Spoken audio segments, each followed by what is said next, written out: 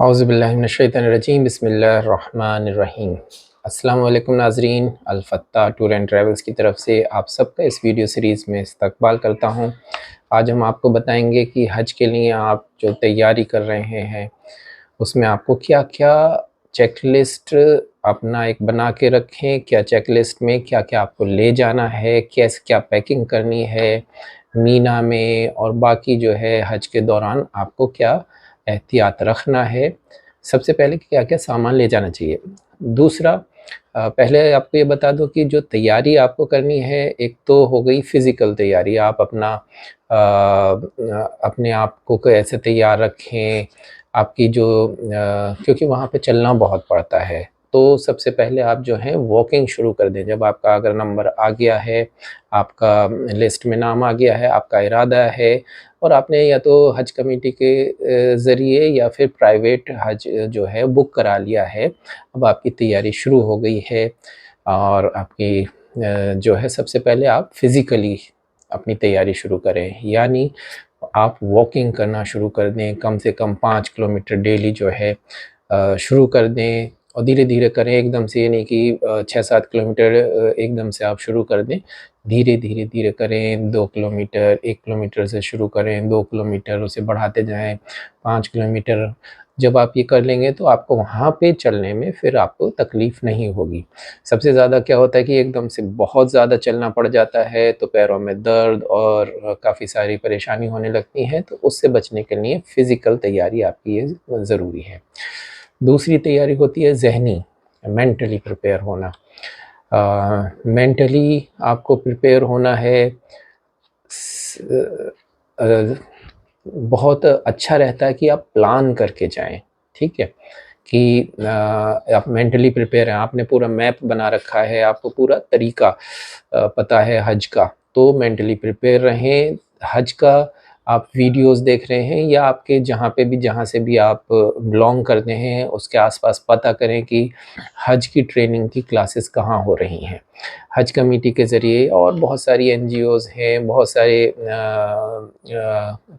सारी क्लासेस होती हैं हज की जो तैयारी कराते हैं, तो आप उनको पता करें, कॉन्टैक्ट करें। वहाँ जाके आप अपनी हज का क्या-क्या अरकान हैं, कैसे-कैसे उन्हें करना चाहिए, क्या नहीं करना चाहिए।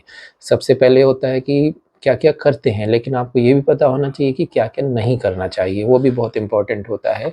कि हमें जो नहीं करना चाहिए हम वो कर जाते हैं और फिर उसका जो है उसमें दिक्कत आती है।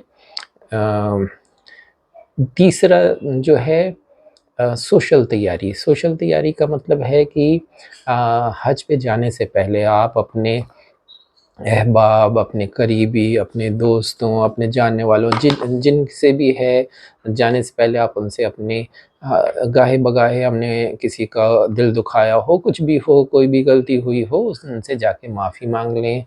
हज में जाने से पहले सबसे जो है आप अपना मिल के और दुआएँ लेके और जो है माफ़ी माँग के अपना ये सोशल तैयारी कर लें। फिर आता है आपकी जो आपको सामान ले जाना है। आज जो आपको हम बताएँगे मेन जो ये वीडियो बना रहे हैं आपके जो सामान आपको ले जाना है उसके लिए। तो सबसे पहले आपका जो टिकट है उसमें चेक कर लें कि कौन-सी एयरलाइन है, उसमें कितना बैगेज अलाउड है। और सिर्फ वेट नहीं, नंबर ऑफ़ बैगेजेस भी, नंबर ऑफ़ सूटकेस या नंबर ऑफ़ बैग्स जो हैं आप कितने ले जा सकते हैं। जनरली क्या होता है कि ज़्यादातर जो एयरलाइन्स है जो इंडिया से जाती हैं उनमें 20-20 किलो के 2 बैग अलाउ होते हैं, लगेज बैग, ठीक है। लगेज बैग क्या होते हैं कि जब आप एयरपोर्ट पे जाते हैं, आप एयरलाइन के काउंटर पे जाते हैं तो आप उसको चेक इन करते हैं, यानी आप अपने साथ कैरी नहीं करते, वो कार्गो में आप जिस फ्लाइट में जा रहे हैं उसमें चेक इन में चला जाता है। और एक बैग होता है जो आप अपने साथ हैंड बैगेज जिसे बोलते हैं, जो आप अपने साथ फ़्लाइट में जहाँ बैठे हैं उसमें ऊपर जगह बनी होती है वहाँ रख सकते हैं या सामने वाली सीट के नीचे रख सकते हैं, ये हैंड बैगेज होता है। तो इसका वेट लगभग 7 किलो होता है। इसका ख़्याल रखें कि ओवरवेट ना हो। तो सबसे अच्छा होता है कि जब आप पैकिंग करें और उस लगेज, देखिए जो बैग होता है खुद उसका भी वेट होता है। तो आप बहुत लोग जो हैं जो सामान होता है उसका वेट कर लेते हैं, लेकिन जो बैग होता है उसका भी वेट इंक्लूड होता है इसमें। तो बैग सामान को बैग में रखने के बाद उसका वेट करें, ठीक है। वेइंग मशीन होती हैं या फिर वो हाथ से पकड़ के जो है वो होती है, वो आप अपने साथ भी ले जा सकते हैं। छोटी सी छोटा सा वेइंग मशीन वो होता है स्प्रिंग वाला, तराजू की तरह का होता है जिसमें वेट का पता चल जाता है, वो आप अपने साथ ले जा सकते हैं। और क्योंकि वहाँ अभी यहाँ से तो ज़्यादातर लोग कम सामान ले जाते हैं, लेकिन वहाँ से वापसी में लाते वक्त वो ओवरवेट ना हो जाए, इसका ख़ास ख़्याल रखें।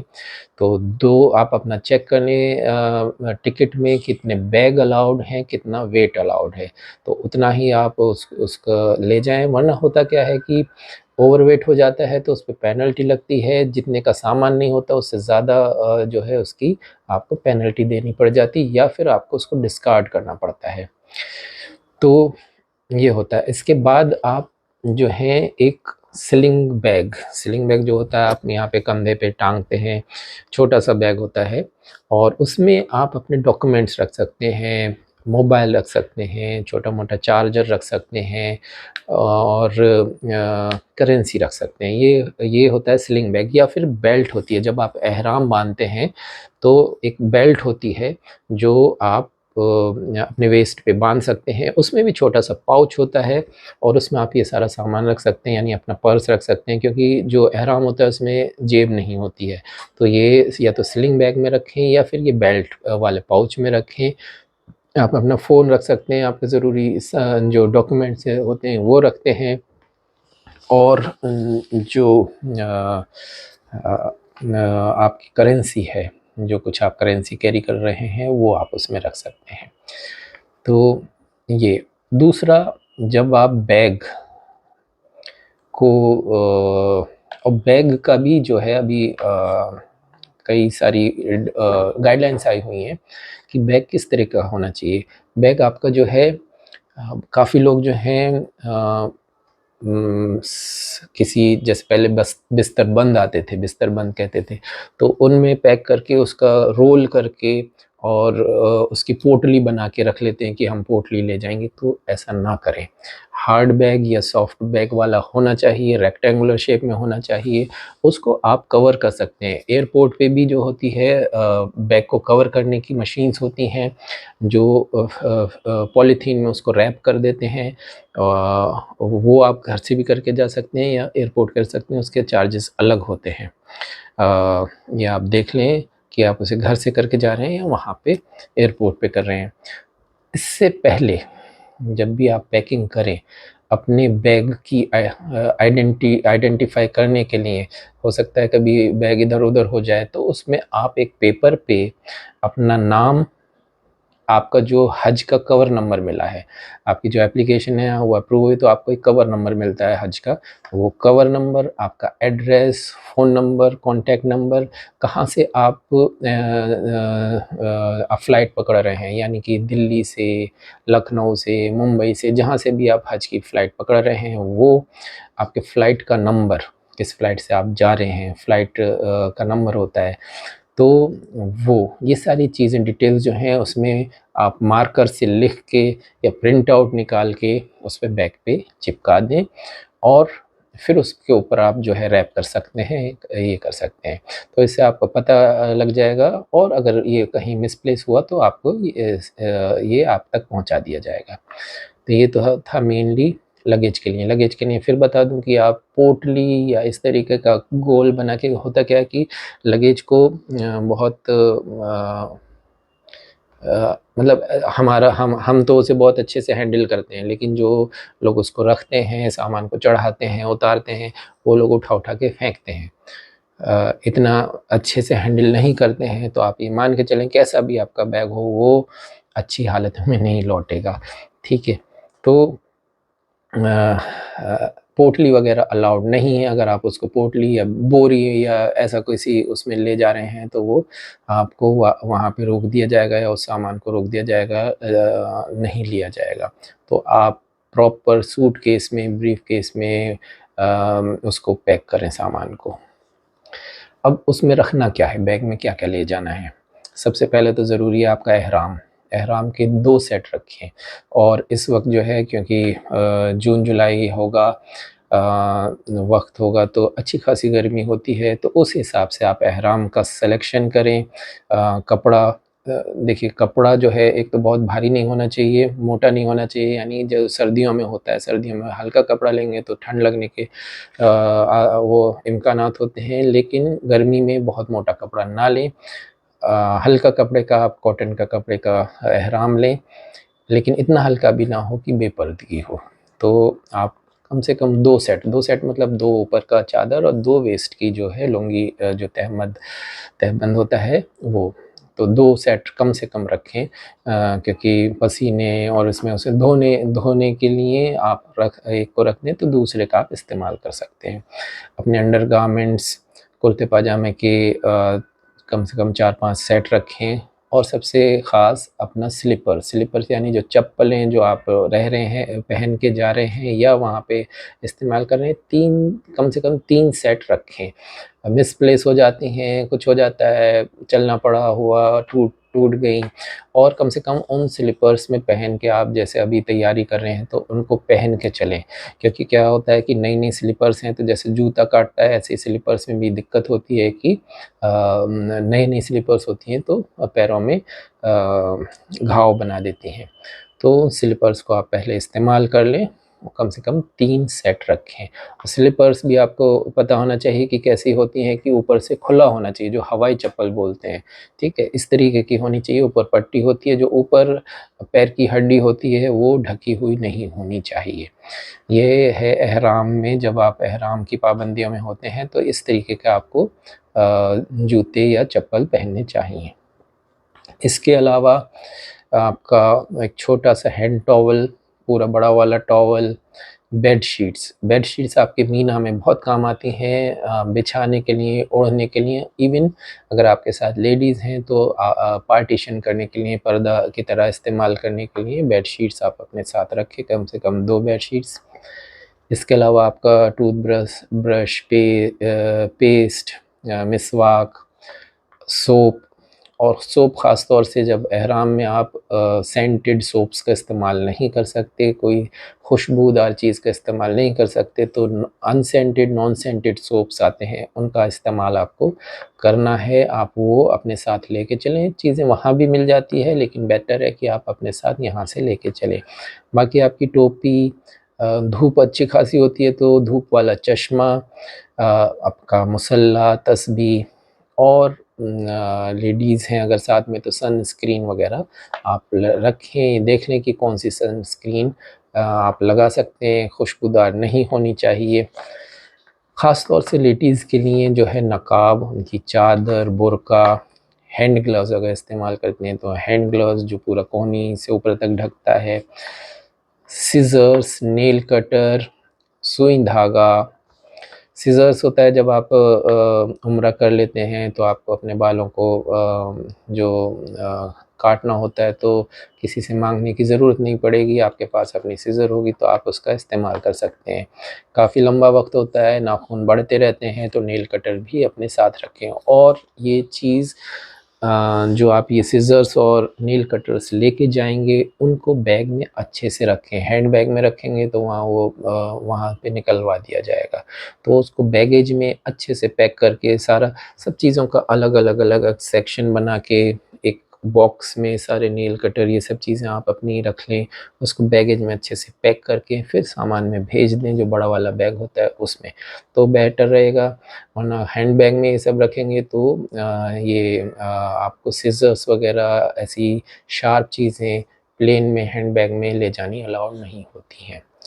इसके अलावा लेडीज़ जो है अपने सलवार सूट वग़ैरह जितना चाहें सेट्स जो हैं वो रखें। फिर सबसे इम्पोर्टेंट चीज़ होती है आपका मेडिसिन्स का ख़ास तौर से ख़्याल रखें कि आप अगर कोई लंबी मेडिसिन आपकी चलती है, बीपी, शुगर या इस सब की किसी भी कोई भी मेडिसिन, तो उसका प्रिस्क्रिप्शन और रिपोर्ट जो है वो साथ में ले जानी ज़रूरी है। क्योंकि इंडिया की मेडिसिन्स हैं, वहाँ पे अलग तरह की मेडिसिन्स होती हैं, वहाँ मिल जाती हैं, सॉल्ट वग़ैरह सेम होता है लेकिन नाम अलग होते हैं। तो वो वहाँ मिल जाते हैं, लेकिन अगर आपके पास प्रिस्क्रिप्शन है तो आपका आसानी से आप ले सकते हैं, वरना आप यहाँ से ले जाएँ, लेकिन उसको एयरपोर्ट पे फिर उसकी अगर पूछताछ होती है तो आप अपना प्रिस्क्रिप्शन दिखा सकते हैं, मेडिकल डॉक्टर की जो है रिपोर्ट दिखा सकते हैं कि इस वजह से हमें ये मेडिसिन की ज़रूरत है, तो वो आपको ले जाने दी जाएगी। तो अपनी जो भी मेडिसिन्स हैं वो, इसके अलावा जो जनरल मेडिसिन्स हैं, जैसे वहाँ पे जाते हैं एलर्जी वग़ैरह हो जाती है, एलर्जिक रखें, की वजह से पैरों वग़ैरह में दर्द होता है तो पेन बाम, सर दर्द हो रहा है तो सर दर्द के लिए बाम वग़ैरह।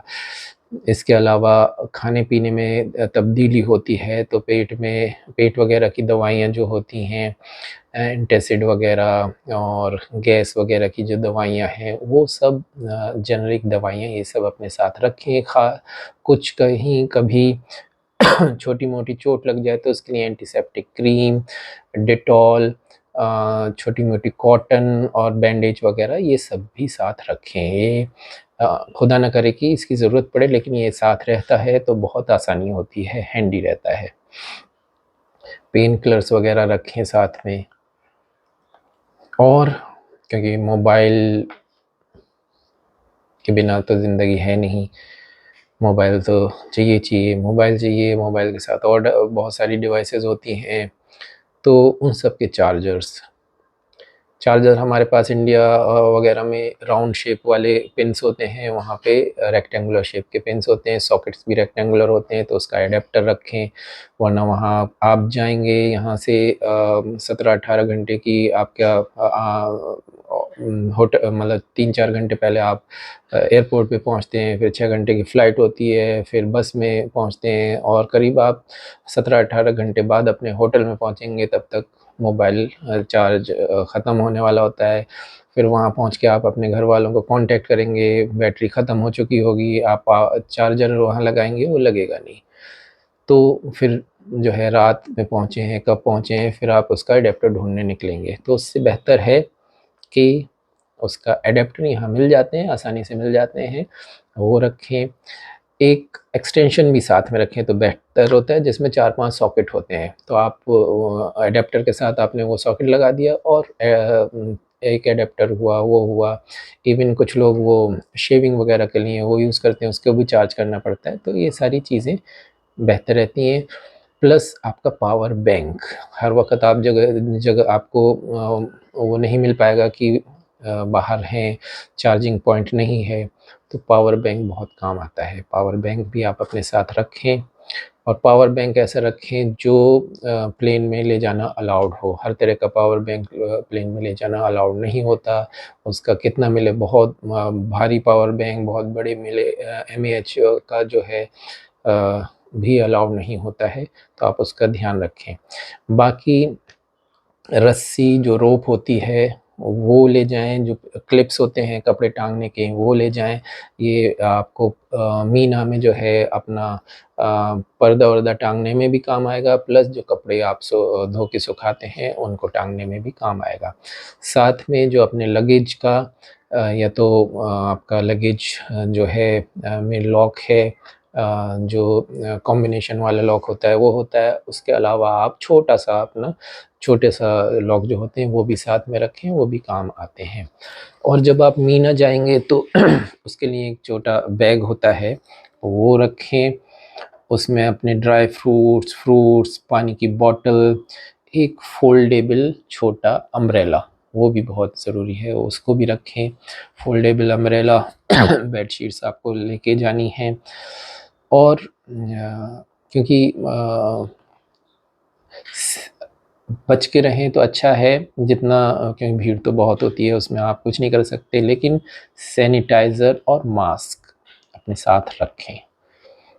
नहीं भी है कोरोना का भी ऐसा कुछ नहीं है, फिर भी और भी बहुत सारी बीमारियाँ या और भी बहुत सारे चीज़ें होती हैं जिनसे मास्क से आप बच सकते हैं, तो मास्क रखें, पहनें।